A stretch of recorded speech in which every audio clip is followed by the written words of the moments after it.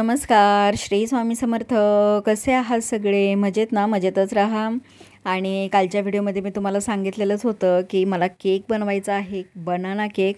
आणि तुम्हाला मी तेच दाखवलेलासुद्धा होता केक तयार झाल्याच्यानंतर, आणि सांगितलेलंसुद्धा होतं की रेसिपी तुम्हाला उद्या येईल म्हणून. तर एक दिवस रेसिपी आपली थोडी लेट येते, पण असो. कालचा व्हिडिओ बघितला की नाही तुम्ही ते मला नक्की सांगा. बघितला असेल तर थँक्यू, धन्यवाद. ज्यांनी नाही बघितला त्यांनी नक्की बघा. आणि त्याच्यामध्ये ना मी झटपट आंब्याचं लोणचं शेअर केलेलं आहे, नक्की ट्राय करा. तर चला आता आपण इकडे ना केकची थोडीफार तयारी करून घेऊयात. बनाना केक बनवणार आहे आपण. का बनवणार ते सुद्धा मी तुम्हाला सांगते. तर काजू बदाम ना थोडेसे मी कट करून घेतले आणि गॅसवरती मोठं पातेलं ठेवले आणि त्याच्यामध्ये ना मी मीठ घालून घेतले. तर हे मीठ असं मी बेकिंगसाठी वापरते ना, तर थंड झालं की मग डब्यामध्ये काढून ठेवते आणि पुन्हा तेच यूज करते. तर मीठ घालून घेतलं. एक रिंग असते ना आपली हंडा वगैरे कळशी ठेवायची, पाण्याची भांडी, तर ती रिंग ठेवून घेतली त्याच्यावरती आणि पुन्हा ताट झाकलं. आणि एक जड वस्तू आपल्याला काहीही ठेवायची आहे, कारण ते ताट जे ठेवलं आहे ना आपण पातेल्यावरती ते वाकडं होऊ नये म्हणून. कारण ते असे एकदम असं तापत जातं ना, तेव्हा ते वाकडं होऊ शकतं. तर आता स्लो गॅसवरती पातेलं जे आहे ते प्रीहीट होईल, गरम होईल छान. तोपर्यंत आपण बाकीची तयारी करूया. तर आता इकडे मी जो केक बनवणार आहे ना, बेक करणार आहे, तर तो मी कुकरच्या भांड्यामध्ये करणार आहे. म्हणजे जो कुकरचा डब्बा असतो ना, तर त्याच्यामध्ये. तर त्याच्यासाठी मी इकडे बटर पेपर कट करून घेते. तर बटर पेपर जो आहे ना, तर तो मी कुकरचा जो डब्बा आहे ना, तर त्याच्या बेस इतकाच मी कट केलेला नाही आहे, तर थोडासा जास्त एक्स्ट्रा कट केलेला आहे. तर तो का ते तुम्हाला मी सांगते.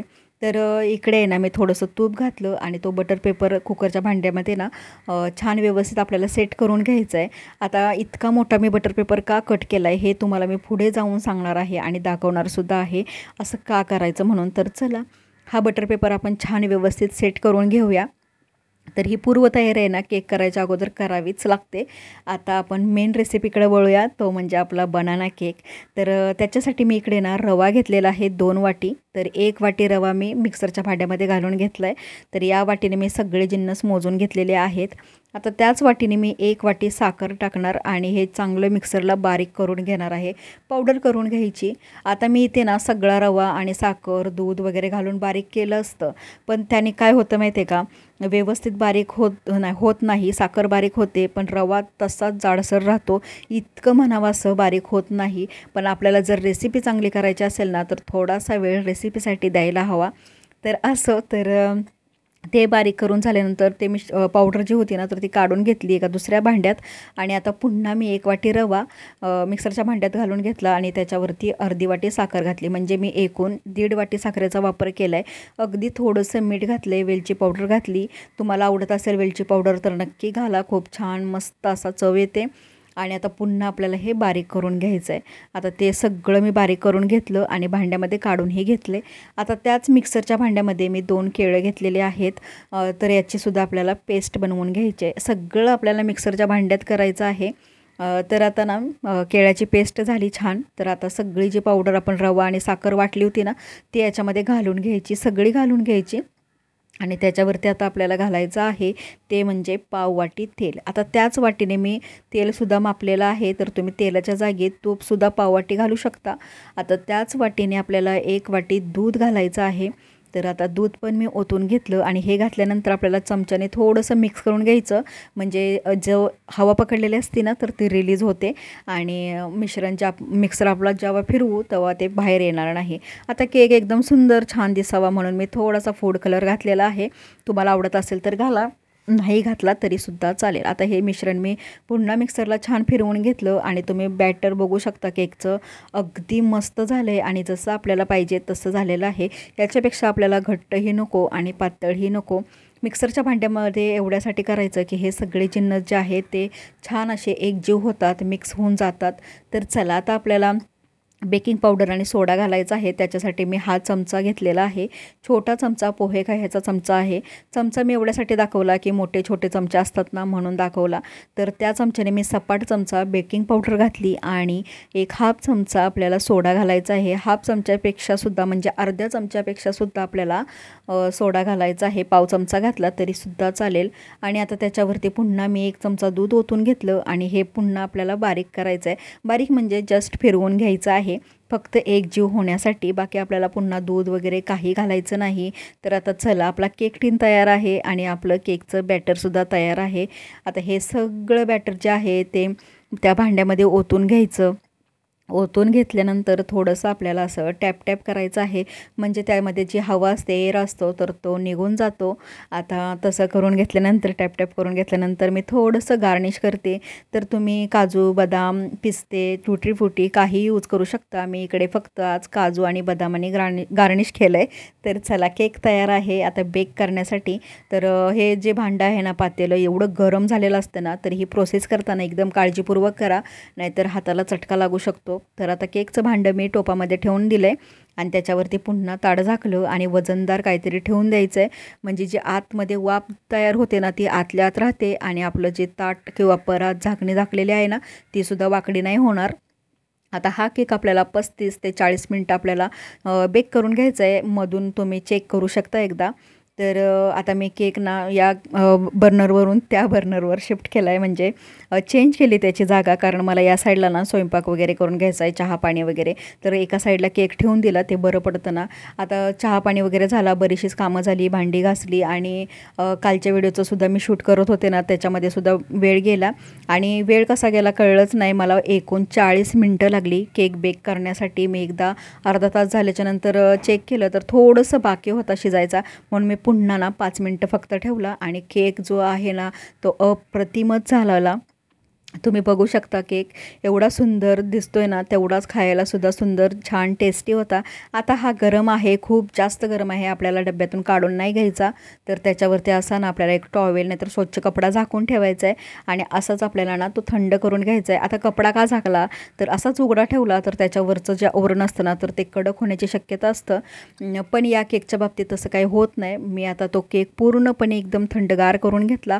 हलका म्हणजे हलकाच, एकदम असा कोमटसुद्धा म्हणू शकत नाही, खूपच म्हणजे तो थंड झालेला आहे आता. तर आता बटर पेपर तुम्ही बघू शकता मी कसं अलगदपणे काढते आणि केक पण आपला कसा एकदम त्या डब्यामधून बाहेर आला. तर कधी कधी काय होतं माहिती का, केक काढताना सगळ्या बाजूनी चाकू फिरवा किंवा मग चमचा फिरवा, मग तो डब्बा पालथा घाला, टॅप टॅप करा, मग तो केक काढा, एवढी प्रोसेस करावी लागते आणि कधी कधी केक तो चिकटलासुद्धा जातो. पण जर बटर पेपर तुम्ही जास्तीचा यूज केला तर अलगदपणे केक आपला बाहेर येतो आणि कुठेही तो तुटत नाही. तर केक मी बनवलेला यांच्यासाठी, कारण त्यांचा होता बड्डे. पण हा केक मी 5 एप्रिलला बनवलेला होता आणि केक बनवून झाल्याच्या नंतर आहे ना, म्हणजे आम्ही ही वेळ जी आहे ना ती रात्रीची 9:30 वाजलेत, तेव्हा आम्ही हा केक कट केला. कारण आम्ही रात्री 12 वाजताच केक कट करणार होतो, पण त्यांना ना ड्युटीवर जायचं होतं, नाईट शिफ्ट होती. मग म्हणून म्हटलं चला आत्ताच कट करून घेऊया. तर 9:30 वाजलेत तेव्हा आम्ही मग हा कट करून घेतला, केक कापला. तर 6 एप्रिलला बड्डे असतो ना, तर 5 एप्रिललाच मी हा केक बनवलेला होता आणि 9:30 वाजताच कापून घेतला. तुम्हाला केक पण जवळून दाखवते किती स्पॉन्जी झाला आहे आणि टेस्टी झाला आहे आणि कलर टाकल्यामुळे त्याला छान असा कलरसुद्धा आलेला आहे. तर बघू शकता एवढ्या जोरात मी प्रेस करते ना, तरीसुद्धा केक लगेच वरती येतो आहे. तर आपला केक एकदम परफेक्ट झाला आहे. तुम्हीसुद्धा नक्की ट्राय करा हा केक.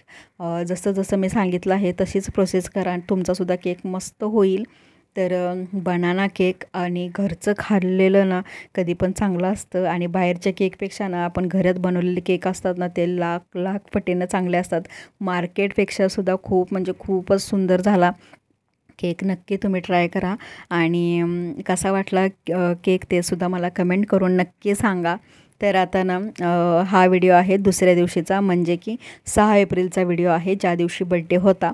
तर दुपारच्या जेवणामध्ये आहे ना मी छोले आणि पुरी करते, जिरा पुरी, म्हणजे खारी पुरी, ओवा आणि जिरा पिठामध्ये घालायचं, तेल मीठ घालून पीठ घट्टसर मळायचं आणि त्याच्या पुऱ्या करायच्या. खूप छान लागतात, अजिबात तेलकट वगैरे होत नाहीत. आणि छोलेसुद्धा मी बनवले. तर छोल्यांची जी रेसिपी होती ना तर ती तुमच्यासोबत मी शेअर केलेली आहे आणि हा पण व्हिडिओ खूपच मोठा होऊन गेला असताना तर म्हटलं की रेसिपी शेअर केलेली आहे, नको करायला. तर थोडंसं स्वयंपाक तुमच्यासोबत शेअर केला. तर छोले पुरे बनवलेली आणि दुपारच्या जेवणामध्येच मी बनवलं, संध्याकाळी काय अट्टहास घातला नाही आणि संध्याकाळी जास्त असं तेलकट वगैरे खायला पण नको वाटतं. तर आता आम्ही दुपारी मस्त जेवण वगैरे केलं आणि तुम्हाला ना मी संध्याकाळी डायरेक्ट भेटते, तर तुम्ही पुऱ्यासुद्धा बघू शकता. खूप म्हणजे खूपच मस्त होतात ह्या पुऱ्या. अजिबात तेलकट वगैरे होत नाहीत, छान फुलल्या पण जातात. आणि ह्या पुऱ्या आहेत ना त्या मी थोड्याशा मोठ्या साईजच्याच केल्या. छोट्या छोट्या पुऱ्या काही करत बसले नाही, कारण गरमी पण आता खूप वाढली ना, किचनमध्ये अजिबात थांबू नाही वाटत.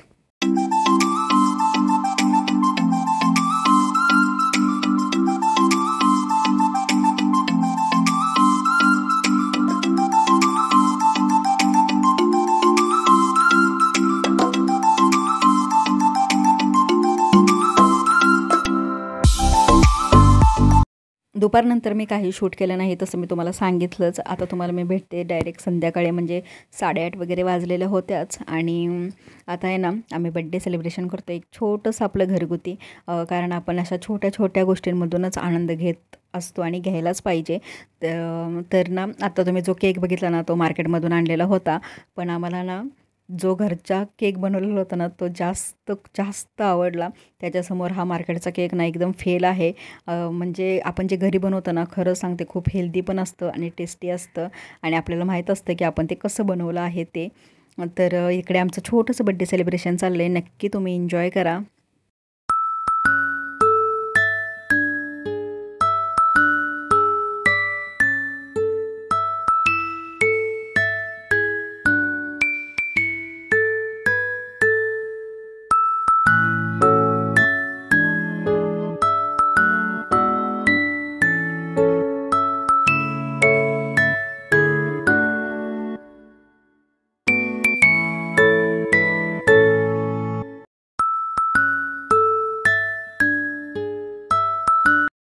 तर चला, आजचा व्हिडिओ कसा वाटला ते मला नक्की सांगा. केक कसा वाटला तेही मला नक्की सांगा. जास्तीत जास्त आपले व्हिडिओ शेअर करा आणि नवीन असाल तर नक्की चॅनलला सबस्क्राईब करा. बाजूला बेल आयकॉन असते, तीसुद्धा प्रेस करा. ऑल ऑप्शनवरती क्लिक करत जा, म्हणजे व्हिडिओच्या नोटिफिकेशन्स येतील.